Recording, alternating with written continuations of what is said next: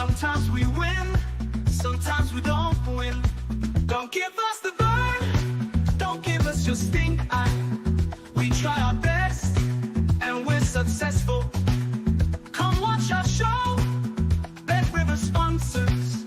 It's time to start, enjoy the show.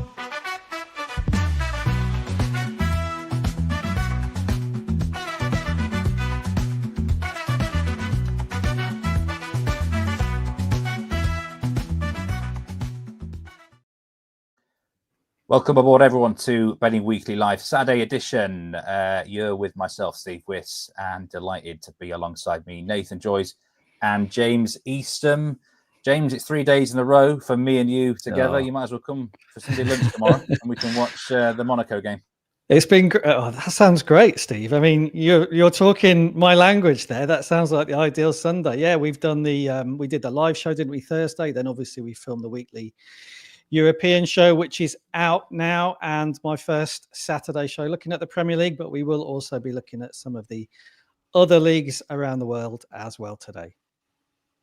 Nathan, good to see you. You doing well? Very well, yeah. Excited to be again. First Saturday show. It's going to be good to dive into the lineups, early start of the season. Hopefully there's plenty of value to be found today. So yeah, great to be here. Yeah, so welcoming everyone. Put your best bets in chat. A whole string of Premier League fixtures are going to be starting in about an hour's time. We're going to go through all of those, a bit of Bundesliga talk as well, and a bit of French talk. We're going to round off the show with the same game parlay in Leeds, Newcastle later. But right now, there's a match going on in the Premier League. It's Chelsea against Fulham. It's 2-0 to Chelsea. Chelsea minus 5,000 in play to win the game. The tie is nearly 20-1. Fulham 100-1 to turn it around. Over 2.5 goals at minus 182. Just some brief thoughts on this game. Before we go to the kickoffs in an hour's time, would you be tempted to bet on anything in play right now, James? I would have been at half-time. Just before we came on air, it was obviously still the half-time interval. Over 2.5 goals was a very clear underdog at half-time. That price is obviously gone now with Chelsea having got the second goal. My feeling was that once they got that first goal, which was right before the half-time interval, Chelsea were going to push on and probably dominate. And Nathan, you were making the point just before we went on air that if you look at the two lineups here, Chelsea are much stronger. And I feel that in these games where they're at home this season, once they get that first goal and they're clearly the better side on paper, we should really be seeing Chelsea push on and win games, because I think they are moving forward from where they were last season. Looking at the game now and running, they're well over 2 now for expected goals on their own in the game, Chelsea. So they've been dominant since half-time. So would I have anything in play? Probably not. I think the prices have sort of moved away from us now. I think Chelsea are going to see the game out quite comfortably. But the sort of game where a 2-0 win for Chelsea, or maybe they can extend their lead, is exactly what they'll want to be doing in this type of game this season. Nathan, Fulham are the both teams to score kings in the Premier League. I don't think any other team had more last season than them. They've scored in every game so far this season. Can they get on the score sheet here? Would you be tempted just as an auto bet for Fulham to score? I want to say no, but I don't want to have my Steve McLaren Iceland moment on the first show within 30 seconds. I've been very impressed with Chelsea. I think many punters or even Chelsea fans would have expected them to have a slow start after the Club World Cup and only having a couple of pre-season games. And we know West Ham haven't been strong, but for them to go there and win 5-1, it's been incredibly dominant. So I don't think Chelsea will make life difficult for them. I agree with James. I think as soon as they get ahead at Stamford Bridge this season, I think they're going to easily beat the vast majority of teams. I think Chelsea are going to be slightly underrated in the title market. I don't think they're going to get close. But I think if you want to back them and then potentially trade out later down the line, I think now is probably the time to get on them before they get even shorter. On paper, their team is just explosive, isn't it? Yeah, that's a really good point, that, Nathan. I just was going to say, Steve, there's a lot of negative narrative around Chelsea because some people have been unimpressed with their player trading, their approach to the transfer market in the last 2 or 3 seasons. And that's fair enough, but two things can be true at once. You can have your reservations about it, but at the same time accept they've built a formidable squad and a really good starting 11 will be put out on the pitch most weeks. So I think they're probably are underrated. I agree with Nathan there. And for me, they're one of the teams definitely worth watching in the Premier League in terms of the betting markets for that reason. Yeah, I'm not going to get involved in this match in play. 1-0, I would have been interested probably in over 1.5 goals, but I think at 2-0, Chelsea can control the game a lot more if they want to, and take less risks, basically, along the line if they want to see the game out. Put it in chat if you are betting on that game in play or anything today in the Premier League. Let's go to the first game we're going to talk about. James, I've had you focus on this fixture, Sunderland against Brentford. Now, before last weekend, Sunderland were the favourites for this fixture. Then Brentford won. Had a good win last weekend, and now they're the favourites for the game, plus 143. The ties plus 220. There's been very little market movement in this game, it must be said. Yeah. Tell us any significant team news for the game, and how do you see it going? You've got a bet for the fixture. Yeah, the team news is pretty much what we expected, looking through the confirmed lineups now that we've got lots of points of interest, I think, early on in the season, because there are still a lot of new players finding their feet at these two teams. Sunderland, I really like their midfield. I like what they've done to try to build a Premier League style and standard of midfield. We've got two players in there who've arrived for Sunderland in Granit Xhaka and Habib Diarra, who I think is tailor-made for the Premier League. They've got a couple of their recent signings on the bench as well. There's a start for Nordi Mukiele for Sunderland at centre-back. It looks like it would be central defence. He's obviously another player they've brought in. They've gone very big into the French market, or the French-linked market. So really interesting to see how Sunderland do. I should say as well, Steve, I'm really big on Sunderland this season. On our pre-season Instagram posts, they were my Premier League pick to break their points line. I think over 27.5 points. I was really big on that. So I think they're going to do a bit better than expected. Brentford also looks like pretty much what we expected. I think the main talking point for them is going to be Dango Ouattara, who's obviously come in to bolster an attack which has been severely weakened over the summer. He got off the mark with his goal in that 1-0 win over Aston Villa. So I'll be watching him very closely. More of a right winger, I would say. I don't know what you guys think, than a central striker. I think that's where we're going to see him today. So lots of players, as I say, across both teams who are still settling in. And in terms of the market, I mean, yeah, very little movement today. I think the market feels that the game is pretty much priced up correctly now. We haven't seen any change since these teams came out. My play on the game would be the tie. It's the outsider of 3 on the money line at plus 220. I really like the tie in games like this between two teams who, to me, look pretty well matched, who've had pretty similar starts. They both won one and drawn one of their opening 2 games. I think Brentford away from home have got obviously a good record. Recently, we know they like playing away from home. We know this sort of fixture suits them. So, yeah, the team news has done nothing really to change my view on this. I think it's going to be a close game, and I think therefore the tie as the outsider of 3 in the moneyline market becomes a really good value pick. I can tell you now, 90% of the money on the money line is on Brentford for the game, and in terms of over/under, 62% of the money's on the under. They are agreeing with Nigel Seeley. That is one of his plays on the game from the Premier League show. I think he's quite big on this one. Would you have under on this one, Nathan? You got any bet for this match? I'm going to challenge everybody here. I was steering towards, I think Sunderland are going to be a hard team to break down at home this season against teams who are expected to finish in the bottom half. Now, I've only seen Brentford once this season, and that was away to Nottingham Forest, and they were absolutely dreadful. I think Brentford will struggle on the road this season, and I think Sunderland will be pretty strong. And when I saw the price of 2-1, 3.0 for Sunderland to win, I'd be more inclined to get on the draw no bet for the hosts rather than going and leaning towards the draw. I completely agree with what James is saying in terms of the value pick there, but I'm quite surprised for everyone to be so heavy on Brentford. Admittedly, this season I've seen them 1 out of the 3 games, but they were really poor at the City ground. So I just think if you think about the atmosphere, Sunderland are going to create what they did against West Ham. If they are going to stay up, it's going to be performances at home against these sort of teams. So that's what I just think that's where the value is. If you cornered me into a pick, shall we say? Yeah, I think it's a tough game. I actually do quite like the under, to be fair, as well, in the game. I could see a 0-0 or 1-1 draw. I think the reason that the money's for Brentford is because Sunderland losing to Burnley last week has put a lot of people off them. I think a lot of folk expected Sunderland to win that game or not lose it. But so to lose 2-0 at Burnley is a negative in that respect. Welcome in, Reece Conroy. Good to see you. What's your best bet today? Coach Zanko, always a pleasure to see you on the channel.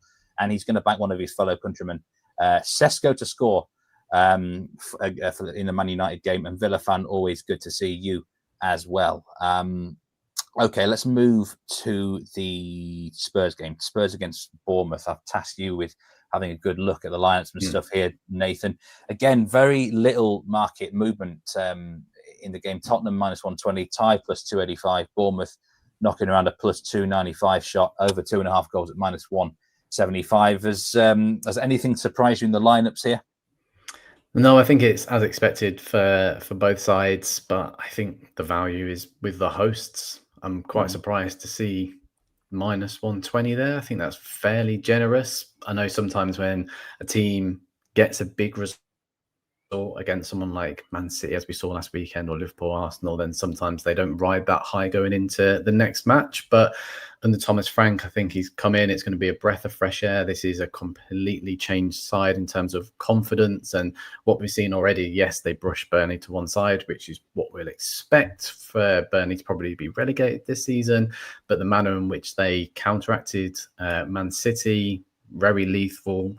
Love Brennan Johnson. I think he's quick, he's pacey. I wouldn't put anybody off him getting on the goals, get on the score sheet today, around 2-1 for that price as well. That stood out to me. And maybe the price is there because I know two contrasting sides from last season, but lots of bettors will like to look at last season where Bournemouth obviously held Spurs and beat them.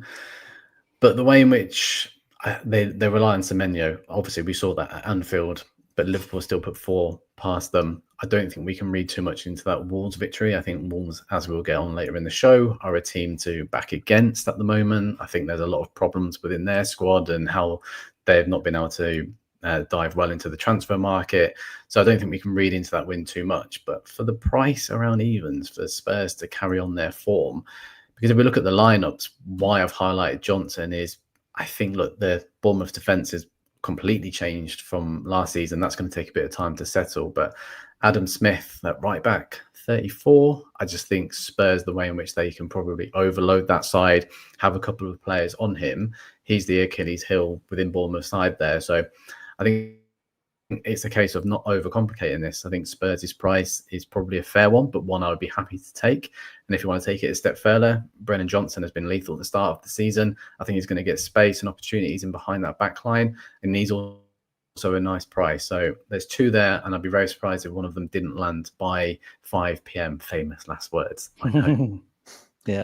I also like Brennan Johnson in this game. I mean, to be fair, Spurs have been nibbled at. This morning they were trading about -110.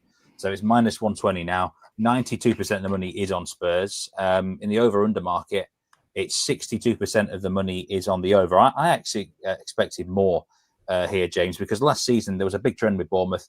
Back their goals away from home, back the unders at home. And so far, that trend has continued. So would you be looking at goals here, do you think, James? Well, maybe, but I was gobsmacked when I saw the price on Tottenham. I don't really understand it on a team who've won 1-0 twice, and one of those wins was away to Man City. And, I don't really get why the market is not making them really clear minus money favourites here. I know Bournemouth obviously had a really good 24-25 season. So if you base it on that, they were the better side last season. I understand that, but I think they've got weaker in the market. And I think Tottenham, listen, we have to wait and see whether they are able to produce a full season of good performances. But right now they look really good. So yeah, I mean, you can back Tottenham minus 0.75 on the Asian handicap at plus 106. You're getting plus money there on Tottenham to win at home. I mean, and a team who could they go on and win by more than 1 goal? Well, they've just done it in consecutive games. So on the goals, maybe, because I think we're going to see a positive performance from Tottenham. And I think they would probably be willing to give up some chances. But if I were to have a pick on the game, it would be to back a Tottenham side who've made a really good start. And to me, look the stronger of the 2 teams to win, and you've obviously got the choice of whether you do that on the money line or whether you go in on the Asian handicap to get a slightly bigger price. Yeah, so we're looking at Tottenham here. We do quite like Tottenham in this game.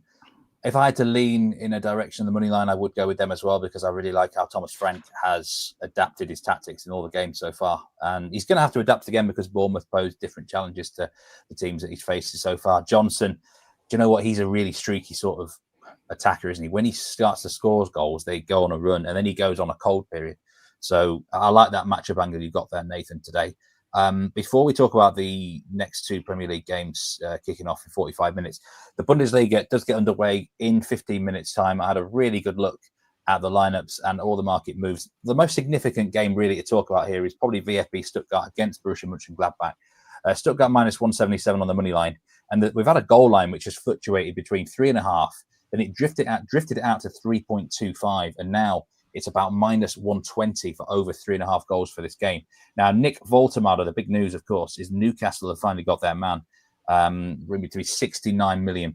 So starting up front today for Stuttgart is Demirovic. They've got Dennis Undav in the side as well. So if you're looking for player props, those two could be the guys to look at. There's expected to be a lot of goals in the game. I wouldn't go on the over 3.25 there or 3.5. For me, still the best bet today is in the Hoffenheim-Frankfurt game. I've gone over 4 Asian from a hot dog on the show this week. Over 3.25, I think, is a very much under consideration. And then there has actually been a little bit of money for Bayer Leverkusen in the top match there. They were trading at above evens heading into the morning over here in the UK, and now they are minus 109. So Erik ten Hag has been backed. I couldn't be backing him myself after last week. I still think Werder Bremen are worth looking at, just as an auto fade of Ten Hag, really, myself. But really, apart from that Voltemade news, there's nothing significant in the Bundesliga. Do put it in chat if you have any bets over in Germany today. Coach Zanko says, I wouldn't count off Bournemouth. Something is telling me to play Tom to score in the first half, which is a decent price. Richarlison and Johnson are class. Yeah, I mean, those two players are very, very confident right now. Thomas Frank has got them moving in the right direction. That is for sure. Okay, we've got a match now, Old Trafford. Coach Zanko said he's going to back Sesko, but they're going to go with Cunha up front in this match, I do believe, James. Manchester United minus 250, tie plus 400, Burnley plus 600. What version of Manchester United are we going to get today after the Grimsby debacle? Yeah, well, Grimsby debacle, indeed. It makes it a very nerve-wracking afternoon, I think, for Manchester United fans. There's been a bit of movement on their price. They've got a bit bigger. They were minus 275 to win a couple of hours ago. They're now minus 250. Burnley have come in from plus 650 to win to plus 600. I personally think that is the market moving in the right direction, because I just don't think you can back United with any confidence here. And not just because of that Grimsby game in midweek, but also they're opening 2 Premier League games where they didn't play badly. They lost 1-0 at home to Arsenal, and then they drew 1-1 with Fulham, but they didn't win them, and they didn't win them convincingly. And if you were to back United today, for example, on the Asian handicap, then you'd need really for them to be winning by a couple of goals to get paid out at around evens. I don't see any reason at the moment to support them. It does look like Cunha up front, looking at the team news, with Mbemo and Mason Mount behind. Looks like Bruno Fernandes will be playing as a centre midfielder. I know there's a lot of talk among United fans and fans in general about where he should be on the pitch. But I think the top line takeaway with United at the moment is, why would you support them? I mean, we know they've got some good players, but we also know they're not playing very well. So I can't really see any reason to back them. As I say, the market is, in the final hour here before kickoff, responding to that a little bit and making United slightly less big favourites. I would be with Burnley here, Steve. They're plus 1.5 on the Asian handicap at minus 132. If Burnley avoid losing the game by 2 or more goals there, you're going to get paid out. They may lose it, but there's no reason at the moment, I don't think, to suspect United can beat them by a couple of goals. So that would be my pick on the game. Both teams to score, yes, I think is quite appealing at minus 124, because I think if you're Burnley, you would be absolutely champing at the bit to get out there and play United at the moment. You don't really have anything to lose. You are massive underdogs. Yeah, any points you take from this game are going to be a bonus anyway, even taking into account how United are playing. So, why not have a go at a defence and a goalkeeper who don't look particularly solid? So I think both teams to score, yes, at minus 124 is worth a look. And in the player markets, I actually think Burnley are more interesting than United players today, Steve, for a couple of reasons, really. I wanted to flag up Hannibal Mejbri, who's going to be playing, we think, in the number 10 position for Burnley. He is in the starting lineup. He's not my favourite player, I must admit. I saw a lot of him when he was a younger player in France. He's a good player, obviously. He's a former Man United player, and he is in the number 10 position. I just wonder if that will fire him up a little bit. He was a big money signing as a younger player at Man United, didn't really make it there, I suppose you could say.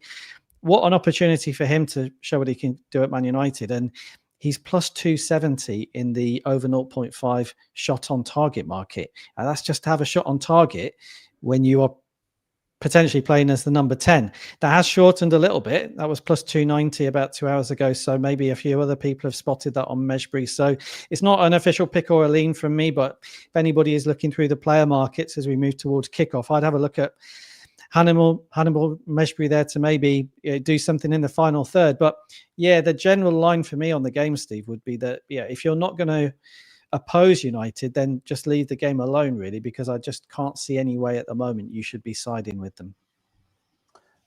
Reece Connorwood agrees both teams to score, yes. And I think Coach Zanko is liking Burnley to score in this game. He thinks Amorim is chasing to get sacked. I have to say, whenever I listen to Ruben Amorim, I just don't know what his agenda is at times. It feels like he's just got lost in space, really, joining Manchester United. Nathan, where are you on Matheus Cunha? As a player, is he at the right club? Looks like he's going to lead the line today. Is he the sort of individual who's going to relish Burnley at home or not? It's a really tough one, isn't it? Because you just don't know if you're going to get the reaction from Man United after that Grimsby game or if it's going to continue. I do like both teams to score angle, which James highlighted there. And imagine if Burnley nicked the lead here, like how toxic is that place going to be? I think that's interesting to address. But I really like Cunha.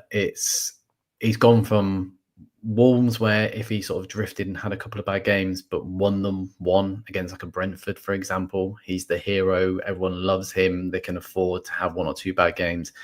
There's going to be so much expectation on all of the new signings which have come in at Man United, and it's a completely different environment. It's still rather toxic, as we know from last season. That's continued over. So he's got to get off the ground running. He's got to get a couple of goals. And this is the sort of game which is expected for Man United to do it, but it's not the case anymore. And as James has highlighted there, the plus Asian handicap line is probably the most appealing bet in this particular match. So there's just a different expectation on him. He has the ego to deal with it, and he is a quality player. But if he goes a few games without a goal, if Man United go 3, 4, 5 games without winning here, how is his attitude going to be? That's what's always been a question mark around him. So in a really comfortable environment at Wolves as the star man, going into this Man United team is a completely different scenario. So it'll be interesting to see how that develops. Yeah, it certainly will. There's some really interesting stats on this match, because 78% of the money on the over-under market is on the over. And in terms of the tickets, the money line Asian handicap sort of thing, 83% of the tickets on Man United, but 53% of that money is on Burnley. So Burnley are being backed here. You mentioned that plus 1.5 handicap, James. It doesn't surprise me that in the sort of perhaps the syndicate money, the Asian money is there for Burnley on this handicap.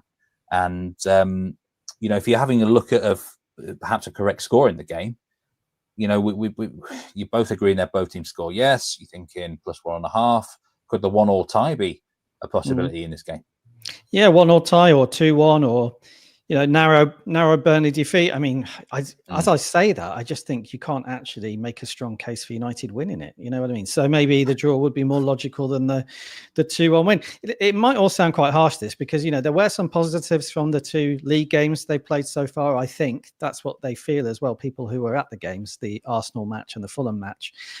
So it's not actually all doom and gloom in terms of their Premier League performances. It just feels that way because of what happened in midweek with Grimsby. That obviously has an impact, though, because they have to respond to that game rather than the 2 Premier League games. So let's wait and see. But yeah, as I say, Steve, I just feel that Burnley can go into this and be like, let's do what we can here to rattle them, to make them feel uncomfortable. And then, who knows what we can do. So real opportunity for Burnley, I think, to get something. And as I say, one or two of their players, like Mejbri, great opportunity for them to show what they can do in a fantastic stadium. And would you rather be chasing Man United to win by 2 clear goals, or would you rather have that protection with Burnley? That's another way of looking at it. I would rather my bet lose siding on Burnley and banking on them at the moment rather than chasing goals with Man United. So it's a different way of looking at it. I would agree there. Villa fan says he likes fading Man United because they've been living on the name of past glories. That is definitely a reputation thing in all sports, certainly to be considered. Reece is right. The goalkeepers, there's a concern there, probably at both ends of the field, really. That another reason perhaps why both teams score, yes, might be a good bet for the game. Effie's going over 1.5 goals in the first half in the Stuttgart game. He's hoping that Undav and Demirovic get going there for them. A lot of goals are expected there. That line is creeping towards 3.75 for Stuttgart, Mönchengladbach. Gladbach, of course, their 0-0 draw last week. So I don't think people are betting based on that scoreline.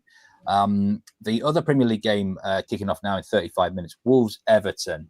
Wolves plus 215. I think they've actually drifted a little bit more since that graphic came on. Everton have been nibbled in, I think, to plus 125, plus 130 now, Nathan. The ties at plus 205. Really low goal line here, under 2.5 goals at minus 167.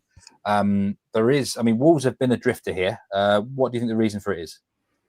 I think the obvious one is that Jürgen Larsson is not leading the line. And if you look at Wolves' starting 11, I'm struggling to see where the goals are coming from. It's a case of a team desperately needing signings, the manager being incredibly vocal about that, yet to score in the Premier League against a bit of a resurgent Everton side. I think it was almost inevitable that they were going to win last week, first Premier League game in their new stadium. But there's so much quality in the final third. I think the Jack Grealish signing it caught me off guard. I think it's a perfect fit for him as well to get a bit of confidence back. And I really like him to either score or assist today in and around 2-1. But if he gets an assist, to be the first Everton player since 2013 when a certain Brian Oviedo got 2 back-to-back assists. So they've come a long way. But if you look at their front line, yes, they've started Beto over Barry, but you've got Dewsbury Hall, who I've rated for a very long time. I think this could be the perfect environment for him alongside Jack Grealish. This is a side which looks like, similar to what I said about Tottenham, I think there's just a lot of confidence in there. There is a lot of quality. Yes, they may not have Martin Braithwaite at the back, where maybe that's where people were leaning towards maybe Wolves getting something out of this game. But I just can't see anything in this Wolves team where they're going to score. Love John Arias, who's come across from Fluminense, but he still needs to have a striker alongside him. He's more of an assister.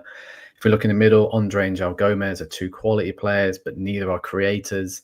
And I just think that there's nothing within that side, or even when I'm just scrolling through the bench here, I can't see anyone who's going to come on and potentially change this game. So I think the Grealish assist is a good angle, but I'd be more inclined to take Everton minus 0.25 on the Asian handicap, which is just shy of evens. When I say I'd be happy for a half loss, I think it would be a little bit unjust, but I think that's priced quite generously, if I'm honest with you, rather than just taking Everton on the full-blown win. But can't see Wolves scoring, and if they're not going to score, I'd rather back Everton's attack in the final third, especially with how they performed against Brighton. I think there's still a few defensive concerns there, especially without Braithwaite today, but this Wolves attack is incredibly blunt. So I'm backing the visitors to get something out of this today. I actually have a pick on this game on the Betting Weekly Insider, which came into everyone's inboxes yesterday. I put the link on screen there. bettingweeklystudios.com. Sign up for 2 free newsletters a week. Doesn't cost you anything. And I still do I must say, I actually do like the tie here. I just feel like Wolves have got to get something. I can't get that Everton performance against Leeds out of my head. I know they were a lot better last week, but they were offered absolutely nothing at Ellen Road. And that just concerned me away from home. But Wolves are a mess, like you said. Would you have anything to add for this game at all, James? Well, I tipped Wolves to be relegated when we did our videos before the season began. We all did it as part of the Bet Rivers team, didn't we? And I think they're weaker than last season, and they didn't really do that well last season, did they? So I'm not really a supporter of them. I agree with everything Nathan said about Grealish. I think it's a fantastic move for everybody involved in that. And I think it's going to be fantastic for us all to see what we get from Grealish in that team. So I think with him in the side, Everton become a different proposition, don't they? Because in these games where they maybe are going to focus on being fairly solid, which is probably going to be away games such as this, they now have an opportunity to maybe do something a little bit different, regardless of what the tactical plan is. So, yeah, I mean, if I don't have a pick on the game, if anything, I would lean towards unders. I feel that the way Everton will set up here lends itself to that. There are not many goals in this Wolves side, as Nathan has said. So if it went overs, it would be one of those games where maybe something's happened, like a penalty or a mistake, and it's opened the game up. I think tactically how it will be set up, I would lean towards the unders here. Effie Brolofsky's getting over 2 goals on the Asian line. Wolves need the points, and they're going to play aggressively today. Reece says he thinks Leipzig will bounce back after getting hammered by Bayern. I can't trust RB Leipzig, and this fixture last season, they let me down badly. Heidenheim, a dangerous side on that counter-attack. Let's just have a bit of French talk here before we move to the Premier League game late fixture. James, I've obviously tasked you on this one here. 3 matches today: Lorient, Lille, Nantes, Auxerre, and Toulouse, PSG. There's really big, significant team news in that Lorient game against Lille at the top there, which you need to share with us. Yeah, we've heard in the last couple of hours that Olivier Giroud of Lille is almost certainly not going to play in the game. Not been confirmed by Lille yet, but we think it's the case. It's been widely reported now by lots of media. Unusually, Lille travelled yesterday to the game. That's not the unusual bit. The unusual bit is they didn't actually release their squad list, which almost always happens in France the night before the match. And the fact they did that suggests that there probably is and was a problem with Giroud. So if Giroud is out, that is a huge factor on this game for the simple reason that he's made a brilliant start to the season at Lille. He's played in their opening 2 League One matches. He was excellent in both. He scored in both. He scored the injury time winner in their 1-0 win over Monaco last weekend. Some of the media over in France have run articles about Giroud mania in Lille. Huge hit on and off the pitch. He's France's all-time greatest scorer. It's a real coup for Lille to have signed him, even though he's obviously at the very end of his career now. And he's looked really good. He's looked in great physical shape, and he's played extremely well. Not a huge surprise that he's not playing in some ways, because we always expected him to rotate at some point, although it sounds like it might be a more specific injury here. But I think the impact of that on Lille is significant, because they haven't yet been able to try out a different sort of attacking system with somebody else in the number 9 position. What does that mean for the betting markets? We haven't actually seen any movement on Lille yet. They're still plus money, and kind of only just plus money. They're still clear favourites to win, which is probably fair. But I think what it does mean is that anybody that was considering this game, I would personally leave it alone, because that's the extent to which Giroud has been crucial in what they've done in their first 2 matches. They may go out there today without him and win 3-0, and then we've learnt a bit more about how they can cope without him. But I personally wouldn't get involved in this game when the teams are released in maybe, half an hour, if Giroud's not involved, because so far he's been pivotal to everything that Lille have done in the opposition half. I know you don't fancy anything in the Auxerre game, but what about PSG later on? If you were to have a bet in the fixture, I mean, they're going to be a popular parlay piece for a lot of bettors out there. It's been a bit of a boring start to the season for PSG, really, hasn't it? How do you think you're going to get on today? Yeah, well, a couple of things on PSG, which I think people do need to know if they're looking at this match. The first is we think they are going to rotate a little bit tonight. By a little bit, I mean maybe 3 players who would be in that very familiar starting 11 that we all got to know last season are probably going to drop to the bench. We're never 100% sure what they're going to do, because Luis Enrique gives away absolutely nothing. He never tells the media what the team is going to be, and he will never even speculate about rotation. So we just don't know, but we think they will rotate. They obviously have good backup players, but I do think that the backup players are not as good as the first choice players in many positions actually at PSG. I'm thinking of left back, where Lucas Hernandez would come in for Nuno Mendes. Midfield, Warren Zaïre-Emery. Warren Zaïre-Emery is obviously a promising young player, but I think he's dropped a little bit below the levels of the starting midfielders. So that's the first thing. If they do rotate, they do become weaker. And the second thing is, for people who maybe haven't watched PSG so far, they have been prepared to do the bare minimum so far to win matches in League One.